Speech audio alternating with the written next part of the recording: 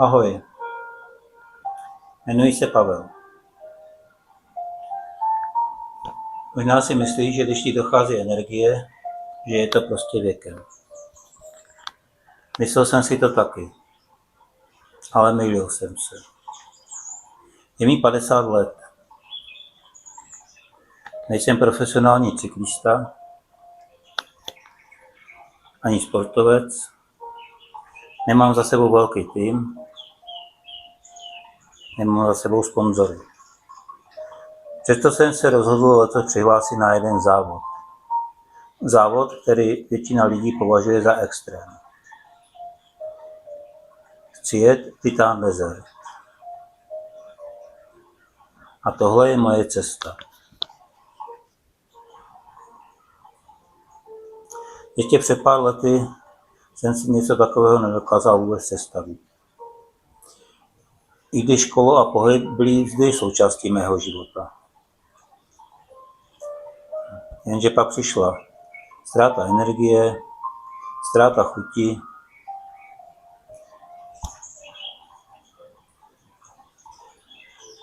ne proto, že bych nechtěl, ale když tělo nemá sílu, hlava tě nepřesvědčí. Byl jsem v režimu práce, povinnosti, běžný stereotyp. Pohyb občas, energie průměrná, žádný velký cíl přede mnou. Ale někde kolem 50 jsem si říkal, že nechci jen přežívat. Nechci říkat, že už je pozdě. Nechci zpomalovat jen proto, že to říká věk.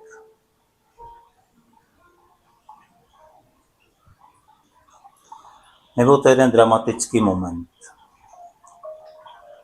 Spíš postupné uvědomění si, že když něco nezměním, časem toho budu litovat.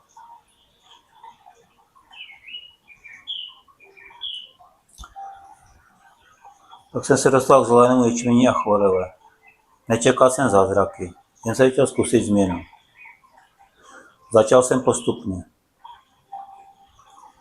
Více pohybu, větší disciplína, větší důraz na regeneraci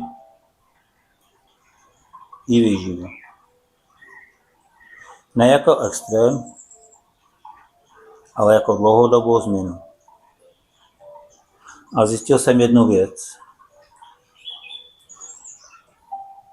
Tělo po 50 možná reaguje jinak, ale pořád dokáže neuvěřitelné věci, pokud se mu dá ten správný impuls.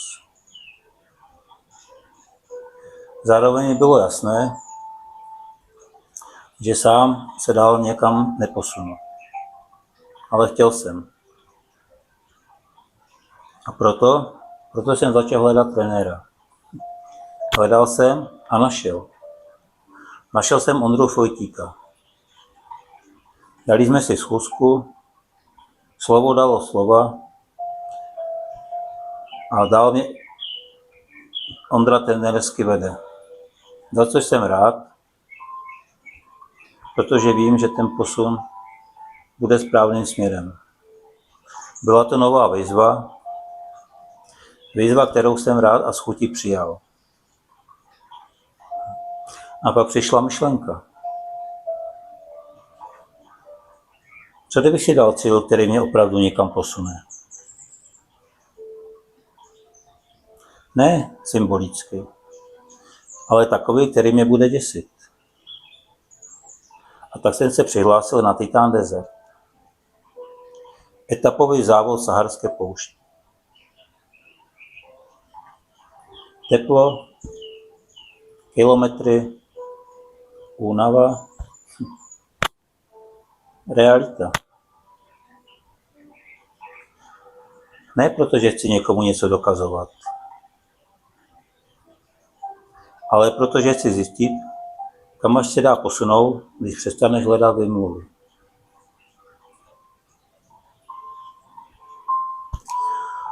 Tenhle kanál jsem založil proto, abych tu svoji cestu sdílel. Ne jako profík, ale jako obyčejný chlap, který se rozhodl v 50 letech něco změnit. Možná jsi ve věku, kde si říkal, že už je pozdě. Možná cítíš únavu. Možná, že bys měl a chtěl něco změnit. A já chci být důkazem toho, že to jde. Tady začíná můj projekt. Projekt Vitalita v pohybu. O cestě na Titán,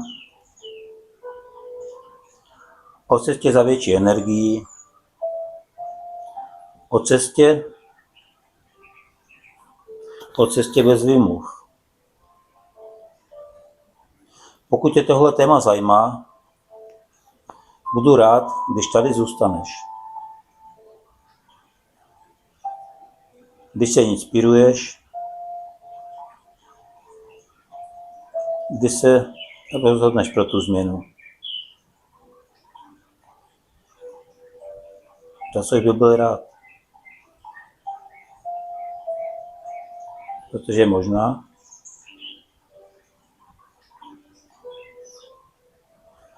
se na tu cestu vydáme spolu. A to mě bude těšit.